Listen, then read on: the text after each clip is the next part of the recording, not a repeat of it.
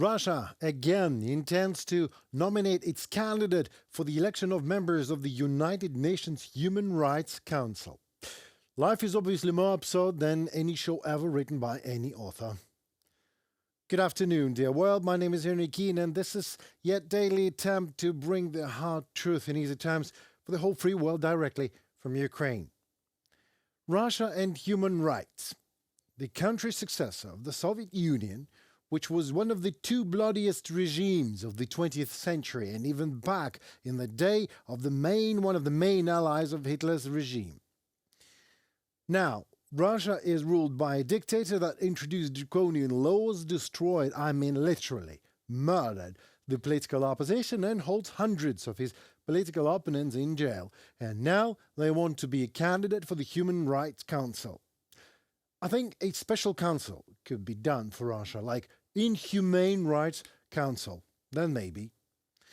In April 2022, the UN General Assembly expelled Russia from the Council due to the full-scale aggression against Ukraine. Since then, Moscow has not stopped its blatant disregard for human rights. So what has changed for the better? Nothing. It changed for the worse. Moreover, several UN human rights investigations have clearly accused Moscow of committing human rights violations and abuse. The International Criminal Court has indicted Vladimir Putin himself over the deportation of Ukrainian children. Here is what changed. OHCHR remains gravely concerned that there is no established system to return Ukrainian children who were transferred to other regions in Russian-occupied territory or to the Russian Federation. Among the children who reunited with their family after relatives traveled to the Russian Federation to retrieve them, some have described experiencing or witnessing psychological or physical violence by educational staff there. Well, it was exactly for systematic gross violation of human rights Russia was expelled from the Council of Europe. Russia has denounced the Convention for the Protection of Human Rights and Fundamental Freedoms. The Kremlin systematically violates the human rights of millions of Ukrainian citizens in the temporarily occupied territories. The invaders forced people to obtain Russian citizenship by means of terror, blackmailing Ukrainians with deprivation of access to basic human needs, food, water, medical care. Torture is a common practice for Russia and not a deviation. For Russians, it's a sign of power. When you torture someone and make them do what you want, the head of Chechnya, Ramzan Kadyrov, is not ashamed of posting a video of his son beating a man detained by the police on the internet. He's not only not ashamed, but he's proud of that. According to UN Special Reporter Jill Edwards, 90% of Ukrainian prisoners were tortured in Russian captivity. The UN also is aware of death as a result of physical violence by the military of the armed forces of Russia. The occupiers resort to systematic terror of the civilian population. It's the rule, the law. It is the Russian way. The UN has documented numerous cases of women being raped by Russian soldiers. The Russian authorities, of course, do not respond to the calls of the UN to conduct any official investigations, and therefore, of course, they are in obvious solidarity with the torturers and rapists. So, as for me, Russia is trying to return to UN Human Rights Council so only and solely to act in a Russian way there, to mock, to block, to turn discussions into a farce, to justify its crimes and shift the blame to others. It's their way to say to the world, hi, from Russia with hate this time. The greatest cynicism is when Russians themselves do not hide their human rights violations, just like Kadyrov. They are proud of them. For example, on Monday, during a meeting of the UN Security Council, permanent representative of Russia, Nebenzia, stated that Russia had destroyed the, I quote, nationalists in the village of Hroza and announced attacks on granaries and port of infrastructure of Ukraine. Russia's statements in the UN Security Council are a recognition of its intention to continue violating any international humanitarian laws exist. Let me remind you what happened on October 5th. 53 civilians were killed as a result of Russian missile attack on village of Hroza in the Kupian district.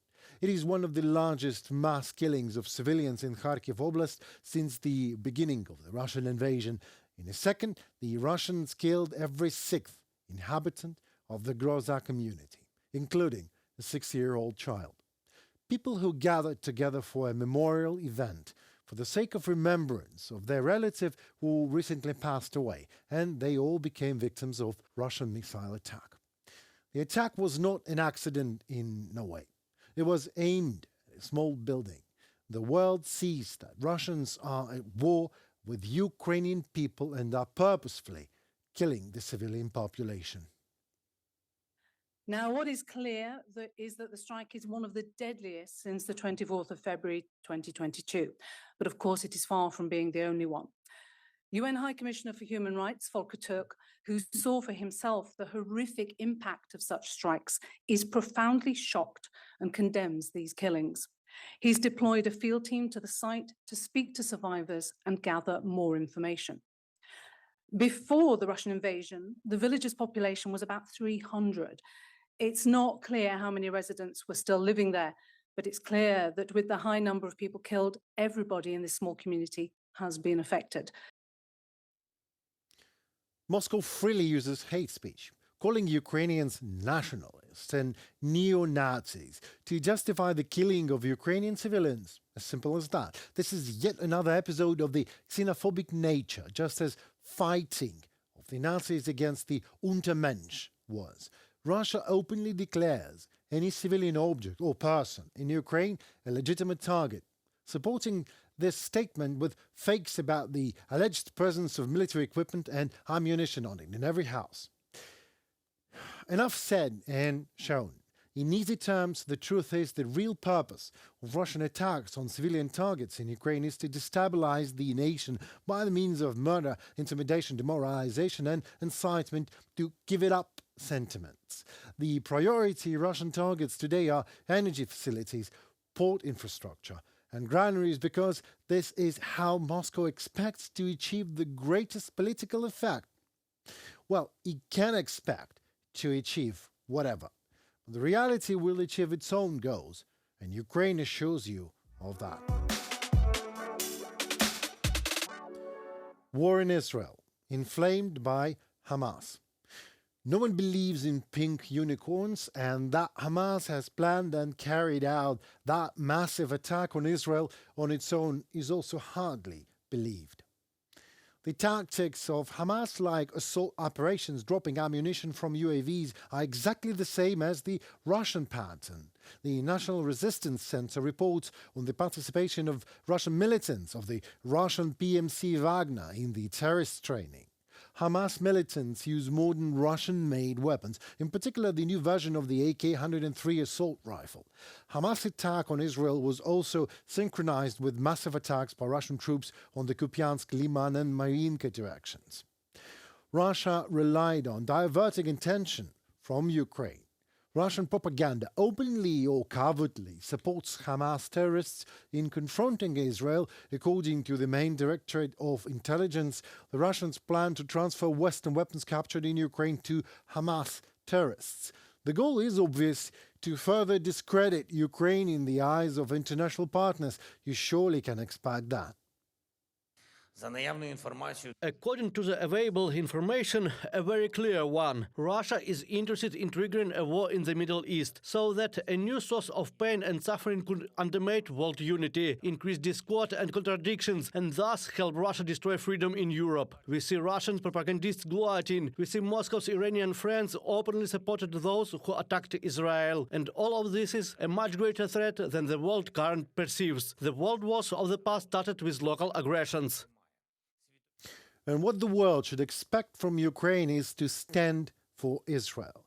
Also, one more thing I want to add. Consider it a prediction from someone who is Jewish like me and stands with and for Israel as firmly as all Ukrainian nation does these days. Anyone who engages in terrorism will be destroyed. The world will not live in fear. The terrorists should be the only ones left in fear. It was Henry Keane on UATV English, hoping to give you the hard truth in easy enough terms on our daily wrap-up today. Please comment, please like and subscribe. Let us know your thoughts in the comments below. Your opinion matters a lot to us. Stay safe and tune for more. See you very soon.